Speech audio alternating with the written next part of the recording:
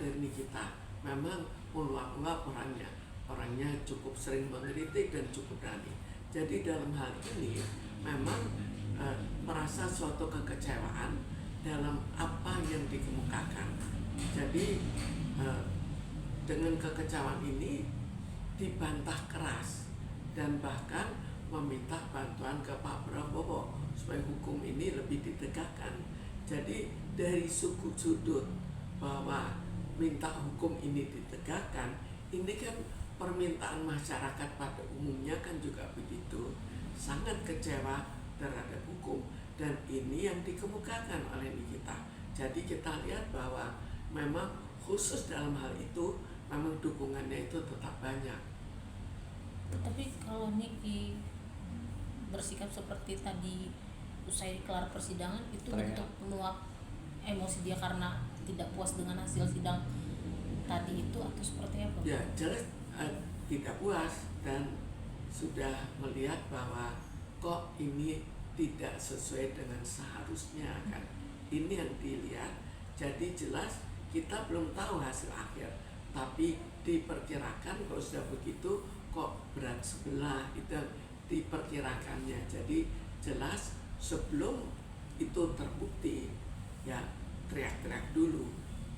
Bu, tapi itu bentuk, selain bentuk kekecewaan Nikmir seperti itu, apa memang itu udah suatu perilaku hal yang menurut netizen tuh biasa dia ngelakuin itu setiap persidangan, ada aja dramanya, gimana? Ya memang betul.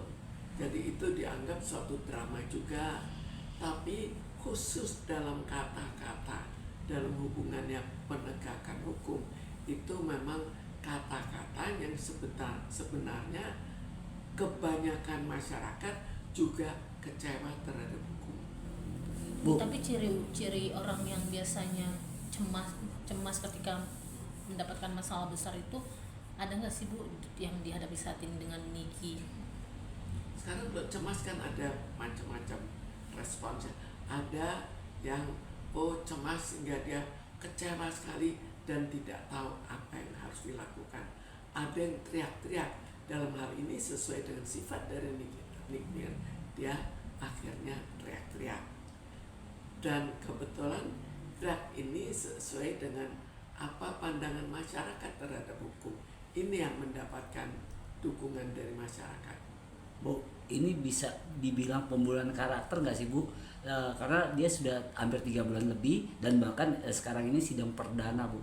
Tapi kita lihat ekspresinya terkadang senang, terkadang duka, itu karakternya terbunuh nggak sih Bu atau seperti apa Bu? Sekarang kita lihat sesuai dengan masing-masing ya. Dia kan orangnya sifatnya begitu kan, dan dia juga cukup pandai memainkan sandiwara juga. Jadi dalam hal ini dia memainkan sandiwara untuk menarik perhatian mereka yang mendukung Nikmir. Tapi tidak bisa dipungkiri kalau pengeluaran Ali seperti Ibu, mentalnya kena Bu? Mentalnya ikut kena kecewa. Dalam hal kecewa, dan kekecewaan itu diungkapkan dengan bersikap dan seperti itu ya Bu? Sikap yang keras. Bu, tapi kalau untuk orang-orang yang punya rasa cemas berlebih seperti itu biasanya bisa nggak sih Bu diobati selain mendekatkan diri ke Tuhan, ada lagi nggak terapi-terapinya gitu? Sebetulnya tetap bisa, tapi sekarang yang perlu kita mau mengobati, terserah secara agama, secara ilmu atau secara apa. Tapi sekarang tinggal apakah orangnya mau. Orang yang mempunyai sifat tertentu, kalau dia tidak mau berubah, juga tidak akan berubah. Nah, kalau dengan posisi Niki yang sekarang ini Bu, perlu controlling dengan psikolog atau psikiater juga nggak sih Bu? Sekarang sampai seberapa jauh hal ini mengganggu dan sampai seberapa jauh Nikmir mau untuk mengurangi emosinya.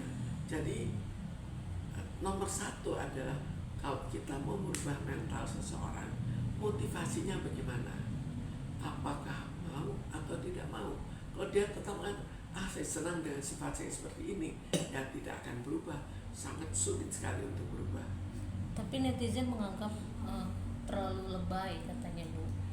Lebay, ya lebay ada lebay sesuai dengan kebiasaan dia. Jadi kita kembali bahwa sifat dari dirinya tetap akan terbawa.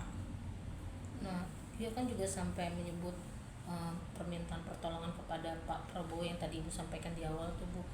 Hal wajar juga nggak sih Bu dari yang meledak yang kita tahu dulu dia sempat ngata-ngatain ajudannya Pak Prabowo, terus sekarang malah minta pertolongan. Ya sekarang kita akan tergantung kasusnya ya. Kalau memang dalam hal ini dia ingin meminta pada Pak Prabowo, itu hak setiap orang kan, mau meminta atau tidak. Tapi apakah akan ditanggapi itu jadi pertanyaan. Tergantung juga kesalahan dari Nick Mir sampai seberapa jauh. Lalu kita lihat lagi persoalan yang hubungannya dengan pengadilan itu jauh terlalu banyak. Apakah mungkin akan betul-betul mendapatkan perhatian? Kalau mendapatkan perhatian dari jaksanya itu lebih mungkin daripada mendapatkan perhatian dari Pak Prabowo yang masih tersangkut masalah Pertamina, terus Raja 4, terus 40. Jadi itu kan semuanya dan masih banyak lagi yang belum terselesaikan.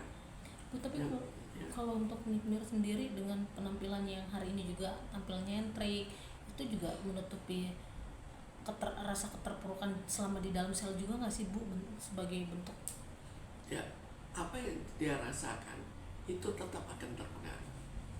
Karena tapi sifat dasar dia juga tetap akan dibawa. Jadi kita tidak terlepas dan bahwa responsnya memang cukup luar biasa ya, bukan sekedar asal-asalan, bukan sekedar, tapi lengkap dengan ledakan-ledakannya.